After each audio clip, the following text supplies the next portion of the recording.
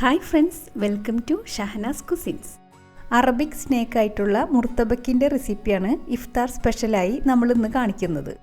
Variety ഫില്ലിങ്ങോട് കൂടിയ ഒരു അടിപൊളി സ്നേക്കാണിത്.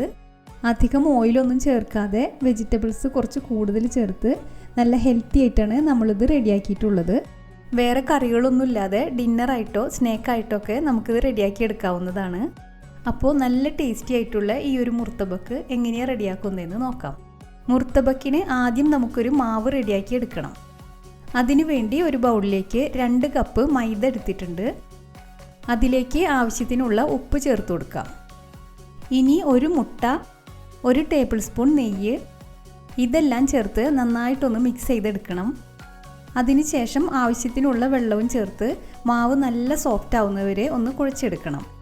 ഇപ്പോൾ നമ്മുടെ മാവ് നന്നായി കുഴച്ചെടുത്തിട്ടുണ്ട്.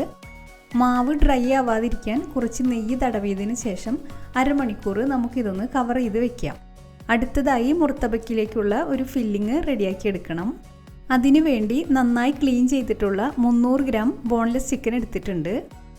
ഇനി ചിക്കൻ ഒരുപാട് അരഞ്ഞു പോവാത്ത രീതിയിൽ ഇതുപോലൊന്ന് ക്രഷ് ചെയ്തെടുക്കണം. അടുത്തതായി 4 പച്ചമുളക്, 1 കഷ്ണം ഇഞ്ചി, 3 വെളുത്തുള്ളി, ഇതെല്ലാം ഒന്ന് ചോപ്പ് ചെയ്തെടുക്കണം. ഒരു വലിയ സവാള ഇതുപോലെ വളരെ ചെറുതായി കട്ട് ചെയ്തെടുത്തിട്ടുണ്ട്. അതിൻ്റെ കൂടെ മീഡിയം സൈസിലുള്ള ഒരു ക്യാപ്സിക്കം, കുരുവും വെള്ളവും എല്ലാം കളഞ്ഞിട്ടുള്ള ഒരു തക്കാളി, സ്പ്രിംഗ് അണിയൻ 1/4 കപ്പ്, 1/2 കപ്പ് മല്ലിയില, ഇതെല്ലാം വളരെ ചെറുതായി കട്ട് ചെയ്ത് വെച്ചിട്ടുണ്ട്. ഇനി നമുക്ക് മസാല റെഡിയാക്കി എടുക്കാം. അതിനുവേണ്ടി ചൂടായിട്ടുള്ളൊരു കടായിലേക്ക് 2.5 ടേബിൾ സ്പൂൺ ഓയിൽ ചേർത്ത് കൊടുക്കാം. ഓയിൽ ചൂടായ ശേഷം കട്ട് ചെയ്ത് വെച്ചിട്ടുള്ള സവാള ചേർത്ത് ഒന്ന് വഴറ്റി കൊടുക്കണം.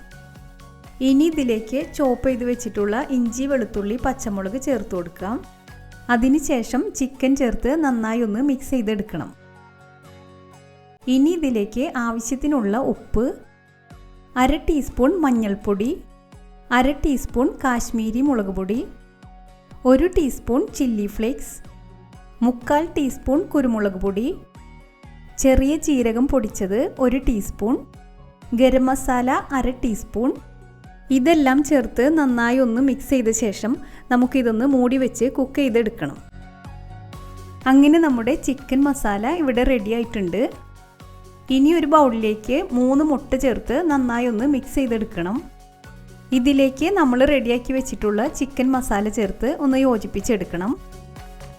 അതിനുശേഷം കട്ട് ചെയ്ത് വെച്ചിട്ടുള്ള ക്യാപ്സിക്കം, കുരു കളഞ്ഞ് കട്ട് ചെയ്ത് വെച്ചിട്ടുള്ള തക്കാളി, 1/4 കപ്പ് സ്പ്രിംഗ് അണിയൻ, മല്ലിയില 1/2 കപ്പ്, 1/4 ടീസ്പൂൺ കുരുമുളക് പൊടി, 1/2 ടീസ്പൂൺ ചില്ലി ഫ്ലേക്സ്, ഇതെല്ലാം ചേർത്ത് നന്നായി ഒന്ന് മിക്സ് ചെയ്തെടുക്കണം.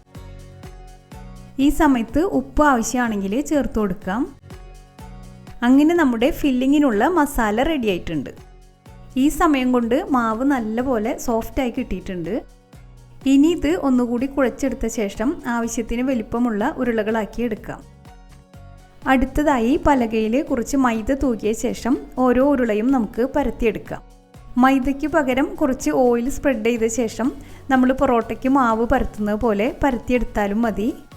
4 സൈഡും മടക്കിയെടുക്കാവുന്ന രീതിയിൽ കുറച്ച് നീളത്തിലാണ് ഇത് പരത്തിയെടുക്കേണ്ടത്. ഏകദേശം ഒരു റെക്റ്റാങ്കുലർ ഷേപ്പിലൊക്കെ കിട്ടുകയാണെങ്കിൽ കുറച്ചുകൂടി നന്നായിരിക്കും. നമുക്ക് എത്രത്തോളം കനം കുറച്ച് പരത്താൻ പറ്റും അത്ര തന്നെ കനം കുറച്ച് വളരെ നൈസായി പരത്തിയെടുക്കാൻ ശ്രദ്ധിക്കണം. വളരെ കനം കുറച്ച് പരത്തിയെടുത്താലാണ് നമ്മുടെ മുർത്തബക്കിന് നല്ല ടേസ്റ്റ് ഉണ്ടാവുക. ഇനി സെൻറ്ററിലായി 3-4 ടേബിൾ സ്പൂൺ മസാല ചേർത്ത് കൊടുത്ത് ഇതുപോലൊന്ന് പരത്തി കൊടുക്കണം. അതിനുശേഷം ഓരോ സൈഡും ഇതുപോലൊന്ന് മടക്കി ചെറുതായിട്ടൊന്ന് പ്രസ് ചെയ്ത് കൊടുക്കുക. ഇതുപോലെ എല്ലാ ഉരുളകളും പരത്തിയെടുത്ത് ഫില്ലിങ് വെച്ച് മടക്കി റെഡിയാക്കി എടുക്കാം. ഇനി നമുക്ക് ഇതൊന്ന് കുക്ക് ചെയ്തെടുക്കണം. അതിനുവേണ്ടി ഒരു ഫ്രൈങ് പാൻ ചൂടാകുമ്പോൾ അതിലേക്ക് കുറച്ച് നെയ്യ് ചേർത്ത് കൊടുക്കാം. ഇനി അതിലേക്ക് മുർത്തബക്ക് വെച്ച് ലോ ടു മീഡിയം ഫ്ലെയിമിൽ നമുക്കതൊന്ന് കുക്ക് ചെയ്തെടുക്കണം. ഡ്രൈ ആവാതിരിക്കാൻ ഇതിൻ്റെ മുകൾ ഭാഗത്തും നമുക്ക് കുറച്ച് നെയ്യ് പുരട്ടി കൊടുക്കണം. ഒരു ഭാഗം നന്നായി കുക്കായി ഇതുപോലെ ഗോൾഡൻ കളറായി വരുമ്പോൾ നമുക്കതൊന്ന് മറിച്ചിട്ട് കൊടുക്കാം.